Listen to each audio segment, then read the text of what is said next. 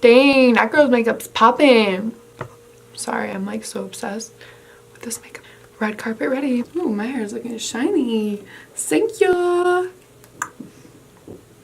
I'm sorry, this glam has me so lit right now. What's up guys, it's Kaylin, and for today's video, I am filming a tutorial using the Urban Decay Born to Run palette. This palette is absolutely beautiful. It's crazy because I'd been working a lot and not watching YouTube a lot, so I didn't even like hear anything about it, and I was at Ulta and I saw it and I was like, excuse me? Where have I been? This palette is gorgeous. And so I picked it up that day, got it from my friend for her birthday, and I've been obsessed with it ever since. So this is the look I created with it today. I hope you guys enjoy, and if you want to see how I got it, then just keep on watching. So even though this is a tutorial using the Born to Run palette, it doesn't really have like a matte off-white in there, which I use to set my whole look. So I am going to go in really quickly with my Huda Beauty Desert Dust palette. Just take this little brush here and use Desert Sand, which is kind of just like this matte shade here. And just apply that all over my lid. Get rid of any creasing from the concealer, you know the deal. It gives us a clean base to start our look. So now we are going in with the Born to Run. She beautiful, she bold. This is like the best thing I've seen since the Jaclyn Hill palette. This palette is actually super blendable. I love every single shade. It is like, let's just get started. The first shade in this palette I'm going to use is this orangey peach right here. It's called Still Shot.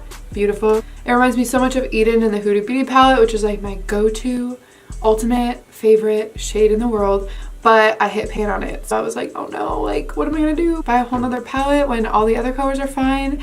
And then this palette just blessed me with another shade, so we're good. I'm gonna use that and kind of just blend it all over my lid and crease and rising above my crease, and this is kind of just gonna be our undertone shade. So don't be afraid to bring it in here to your inner corner. We really want this to kind of like fully cover the lid. The only place that I'm leaving it a little scarce here is kind of the centerpiece here. And that's because we're going to put some shimmer there later. So we might as well leave it as naked as we can. So once we have a Still Shot blended in there, I do go in here with, oh my god, Lord forgive me. I want to say it's Baja because J's in Spanish are pronounced like H's, but it might be Baja. Baja, not sure. That orange tone right there, it's absolutely beautiful. That one is super pigmented, so use a super light hand when picking it up. Tap it off. I just go on the inner third here and tap it on to build as much pigment as I want, not rising too far above my crease, and then lightly working it into my crease. I do go ahead and drag it a little bit past the 2/3 point of my eyelid, but not fully reaching the inner corner. But I do want to add a little bit of more color to this outside of the oranges and kind of go in with this purpley tone here right next to Baja or Baja. You can see that they contrast so beautifully and it looks even better on the lid. So very lightly apply it above the crease on the outer third, almost like our defining color, and lightly blend it into the shadows. I don't want this color taking over the look. I just want to add a little contrast to the oranges. So once I added that fuchsia to the look, it definitely adds a little pop of color. I especially love it because I have green eyes, so any type of orange and purples on my lid helps a sister out. So next, this is my favorite part, and I'm going to use a little very small flat shader brush to do the blending for this. I'm going to go in with this shimmer shade right here called Ignite. So what I'm going to do is I'm going to dip that flat shader brush in Ignite, and then I'm going to spray it with my Fix Plus, and I'm going to pat it on to the place that we were leaving scarce in the center there. These shimmers are just so beautiful. Oh my god, the more I use them, the happier I get. So once I'm done shading that exactly where I want it, I'm going to use the flip side of this little flat shader brush. You can get a different one if you want, or you can be lazy like me and just use the other side. And I'm going to go ahead and dip it here into Stranded. Apply Stranded right here in the center of where we just put all that pigment. And that is kind of just to add some dimension to the gold that we were using. Almost add like a gold gradient effect. So last but very not least, we're going to go ahead in here with Riff, which is just like this beautiful brown. It almost reminds me of Buck, but like a little bit lighter from the Naked One palette. So we don't want to make it all muddy and mucky and blend all the shades that we just precisely placed together. So I kind of just here right above my crease in the center of my eye, and I just kind of blend the shimmer and the purples and the oranges very, very lightly. So last but not least, I think I just said that about Riff. This is very optional, really depends on your comfort zone. I love a good pop of color, so what I'm gonna do, I'm gonna take this emerald green liner. It's not super pigmented. It's by the brand Shany, not sure. But I'm gonna apply this here to my waterline. I'm gonna take my finger like this so I don't wipe away my foundation. Just kind of move back and forth until we build the pigment that you want in there. And I am going in here with these shades over here. So what I'm going to first do is take this shade here. It's called Big Sky. I'm going to take a flat brush and set the eyeliner that we just placed on my waterline. Waterlines tend to wash away eyeliner very fast, but by placing some shadow on top of it, it kind of locks it into place the same way baking does. So I'm using Big Sky from the Born to Run palette. But we don't want to just leave it at our waterline because that kind of creates the illusion that our eyes are a lot smaller than they are, which is why a lot of people place the white liner in there to make your eyes look bigger.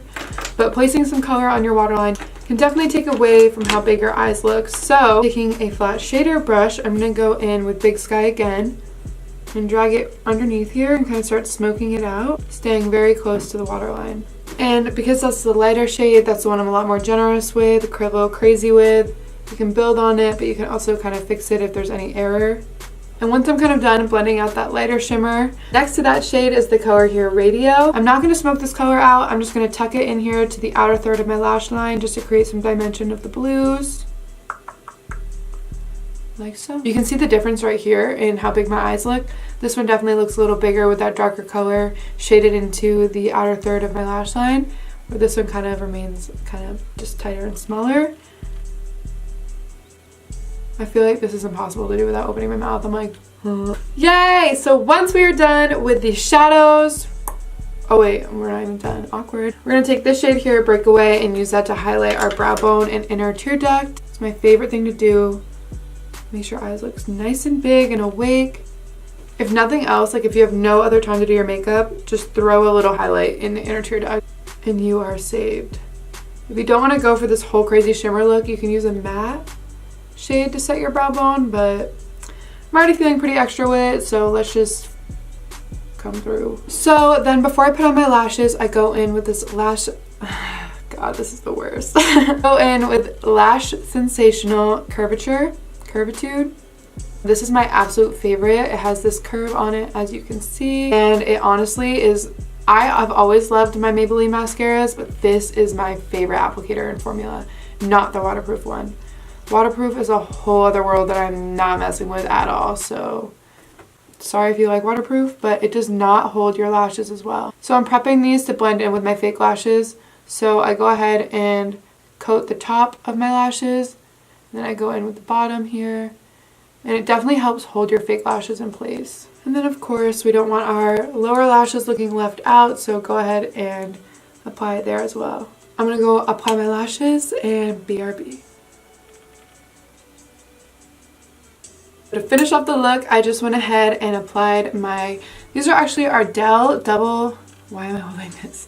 Okay. So to finish off the look, I went in and applied some lashes and I used my Buxom Lip Gloss. This is actually a lip plumper and it's super glittery. It is like my all-time favorite lip gloss. Your lips gonna be popping. My lip gloss is popping. My lip gloss is cool. All that does is popping at the school. What you know about me? Yeah, for the lashes, my favorite lashes of all time are actually by Tarte. They're called Goddess, but these are the best drugstore dupe for those. So if you're traveling a lot, or if you're like me and you fall asleep wearing your lashes and lose them a lot, then the best thing you can do is get some by Ardell. I hope you guys enjoyed this makeup tutorial. Go ahead and comment below. Let me know if you like it. Let me know what you want to see. If you try it at all, feel free to tag me in it on Instagram. My Instagram is @_ktomp. I'll link everything in the bio. And yeah, don't forget to add me on all my social media. Hit that big red subscribe button. And other than that, I'll see you guys next time.